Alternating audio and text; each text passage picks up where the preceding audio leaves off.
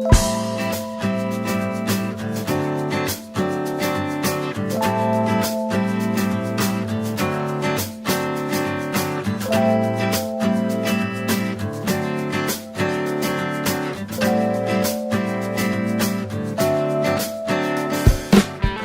Jetta is a good-looking, peppy car that gets great gas mileage and doesn't break the bank. At least that's how it appears on the surface. So let's dig in and find out what it's all about.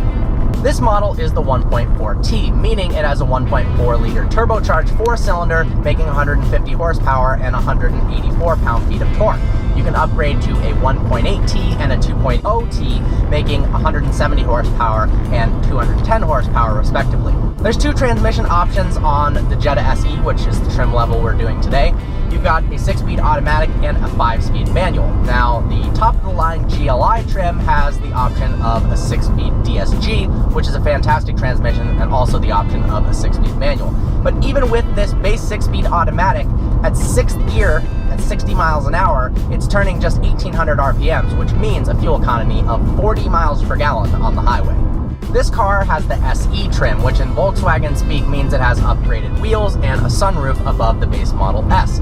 The SEL is above that with better wheels yet again, and the 1.8T, and the GLI sits at the top of the line with a sportier look to it and a faster engine.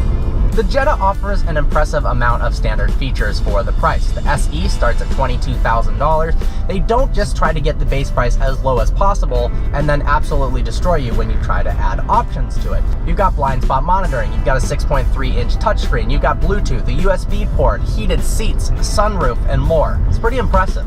So what's the car like to drive? Well, obviously it's not the quickest car out there with a 1.4-liter turbocharged four-cylinder. However, I am impressed with the initial depression of the gas pedal. The car feels eager to go. Especially in sport mode, the throttle response is really great.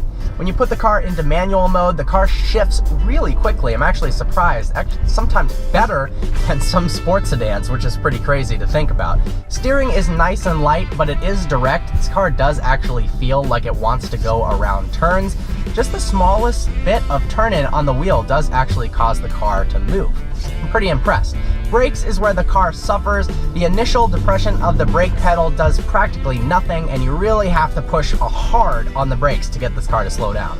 The Jetta rides over bumps well. It's pretty isolated from the road. The GLI trim comes with sport suspension, which means the ride is obviously harsher, but translates into a more rewarding driving experience.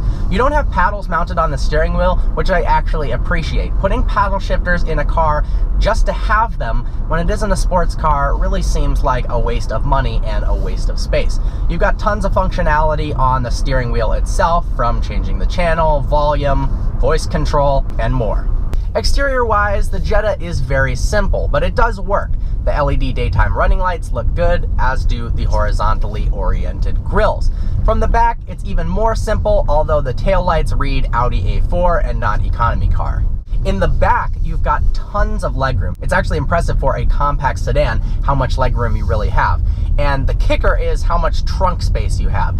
It's class leading, and it's actually closer to a mid-sized sedan than is a compact sedan with 15.5 cubic feet of space.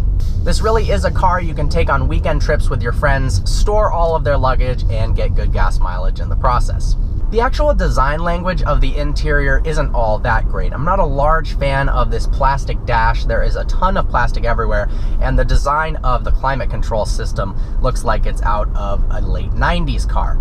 Overall, the Jetta is a pretty fun to drive, good-looking car that's good on fuel and has a ton of standard features. The interior could use a redesign, but that is coming likely in 2018. Some highlights are the peppy engine and a ton of cargo space, as well as a lot of rear seat room. With that, I hope you enjoyed this review. Like always, please browse our channel and subscribe.